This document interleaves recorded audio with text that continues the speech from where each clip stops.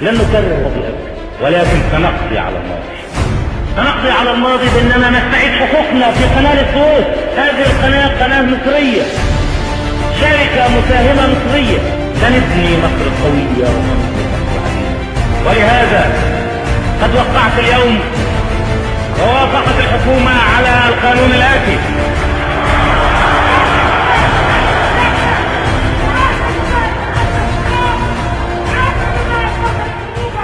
قرار من رئيس الجمهورية بتأميم الشركة العالمية.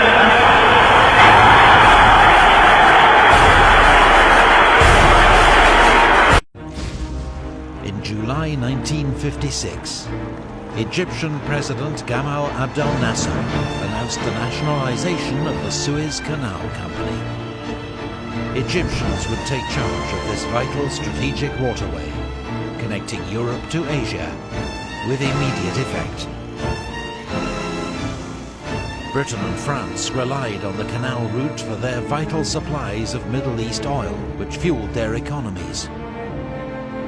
In their eyes, Nasser was a threat, a dictator intent on uniting the Arab world against them, destroying their influence in the Middle East and North Africa, and using control of the canal as a weapon against them.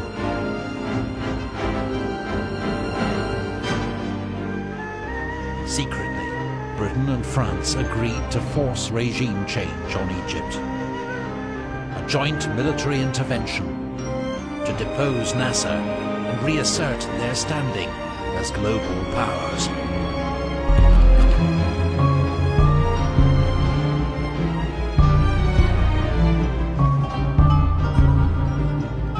But it was not Britain or France that struck first against Nasser. It was Israel. On the 29th of October, Israeli paratroopers landed in the Egyptian Sinai, seizing the strategic Mitla Pass and paving the way for an invasion by ground forces.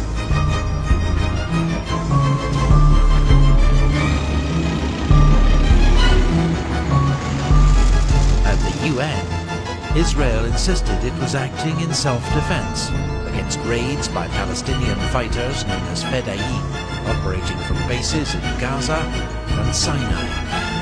Determined to wipe out the bases in the Sinai wilderness from which murder and death and destruction are launched. But there were no Fedayeen bases in Sinai. Britain and France, claiming to be acting on behalf of the international community, issued an ultimatum to both sides: stop fighting within 12 hours and withdraw all forces 10 miles from the Suez Canal, or they would intervene to enforce compliance. Egypt was effectively being told to abandon the Sinai and the canal. Israel accepted the terms. Nasser refused. So on the 31st of October, British and French aircraft, taking off from carriers in the Mediterranean and bases in Cyprus and Malta, began bombing Egyptian airfields, air defenses and infrastructure.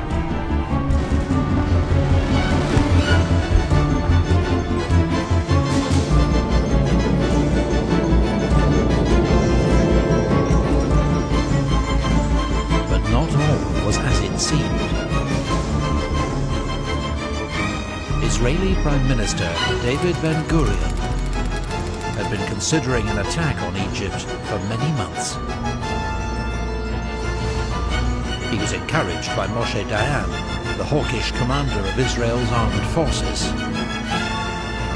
Nasser, like all leaders of Arab states, did not view the new Jewish state as legitimate. Now receiving modern weapons from Czechoslovakia, he was seen as a potential threat to Israel's survival. They were also determined to end Egypt's blockade of the Straits of Tiran, which prevented Israeli access to the Red Sea and limited opportunities for trade.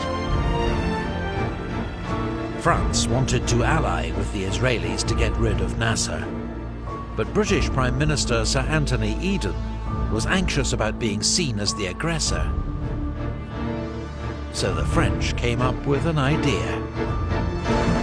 At Sèvres, near Paris, representatives of Britain, France and Israel met in secret to plan a war.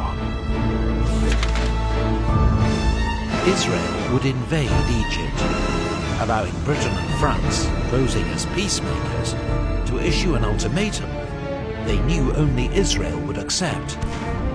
Then, claiming to be acting to safeguard the canal, they would invade Egypt and overthrow Nasser, though they had no real plan for what to do once he was gone. It would take years for the full details of this conspiracy to emerge.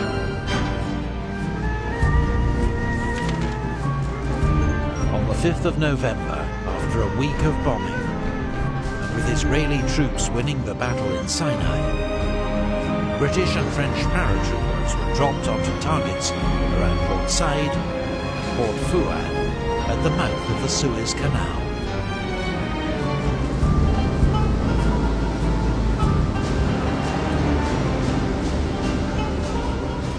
Once on the ground, they quickly seized Egyptian airfields and key infrastructure.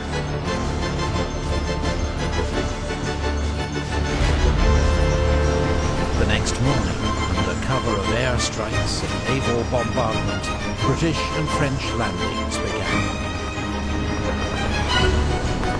Fierce street fighting raged throughout the day, but the Egyptians were massively outgunned, and it proved a one-sided contest. Around 600 Egyptian soldiers and police were killed. British and French deaths totaled just 26. Egyptian civilians suffered most. Up to 1,000 lost their lives, with many more left homeless by air raids and shelling. By the end of the day, the British and French were in control.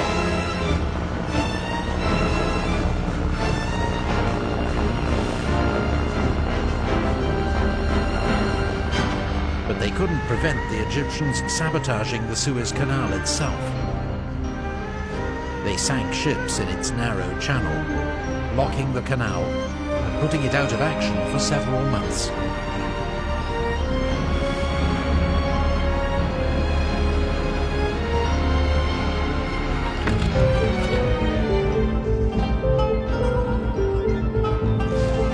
It wasn't hard to see that the British, French and Israelis were working together. And at the United Nations, world opinion quickly turned against them. For once, the US and the Soviet Union were united in condemnation. A typically animated Soviet Premier, Nikita Khrushchev, even threatened to fire rockets at Paris and London. President Eisenhower thought the invasion had no moral or legal justification, and he was furious with his British ally for going behind his back. The British and French governments delivered a 12-hour ultimatum to Israel and Egypt, now followed up by our attack.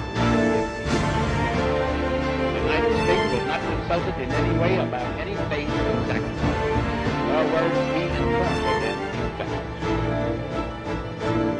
As it is the manifest right of any of these nations to take such decisions and actions, it is likewise our right, if our judgment so dictates, for we do not accept the use of force as a wise or proper instrument for the settlement of international disputes.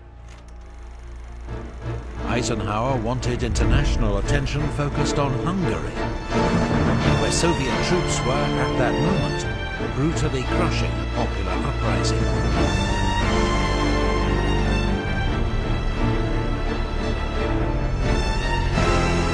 Instead, Britain and France's reckless intervention was likely to push Arab states closer to the Soviet Union.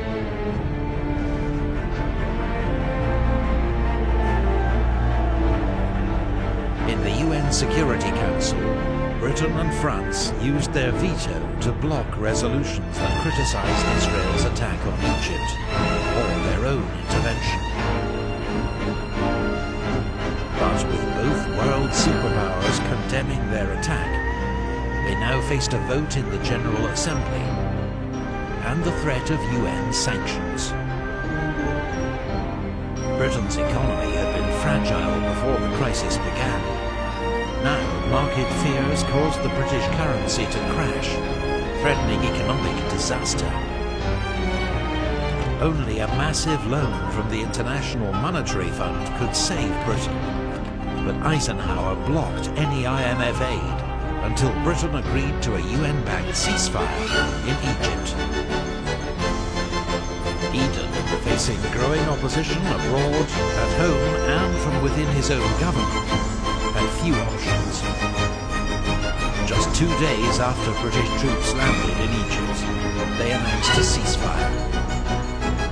The French, abandoned by their ally, had no choice but to follow suit. Within days, the UN's first major peacekeeping operation got underway, as Danish UN troops arrived in Egypt to take over from the British and French.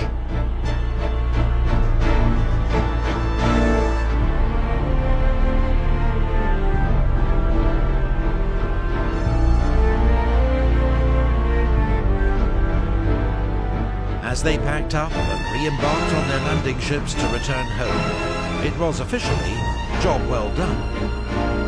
But in truth, Suez had been a humiliating fiasco. The political leadership had been reckless, the military objectives confused, and as soon as international pressure had mounted up, the British had had no option but to abort the entire mission. That winter, under intense American pressure, Israeli forces also withdrew from Sinai.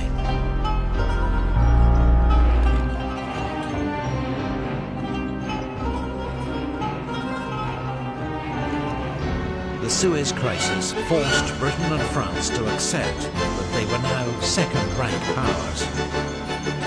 No longer could they act as they wished on the world stage, without first considering the view of the United States. The lesson taken by the British was never again to jeopardize their so-called special relationship with America. For France, the lesson was that Britain and America were unreliable allies, and their interests were better served by closer ties within Europe. Israel achieved some objectives, including the opening of the Straits of Tiran to Israeli shipping. But with Nasser still in power, future conflict with Egypt and its other Arab neighbors was almost certain. The Sinai War proved to be a precursor to the far more decisive Six-Day War, fought a decade later. British Prime Minister Sir Anthony Eden's career and health were ruined. He resigned, but not before lying to Parliament about his knowledge of the secret deal with Israel. All the points.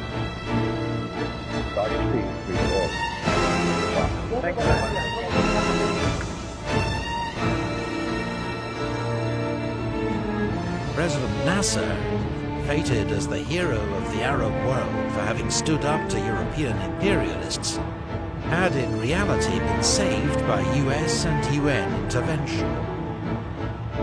But his modernizing reforms, championing of the Arab cause, and opposition to foreign intervention mean his memory is still revered by Arabs across the Middle East.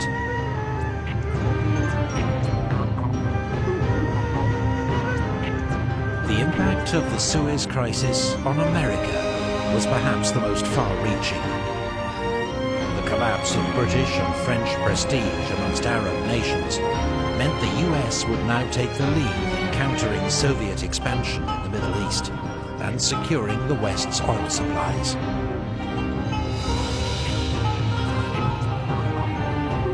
The Suez Crisis would accelerate US involvement in this volatile region. The consequences would stretch well into the 21st century.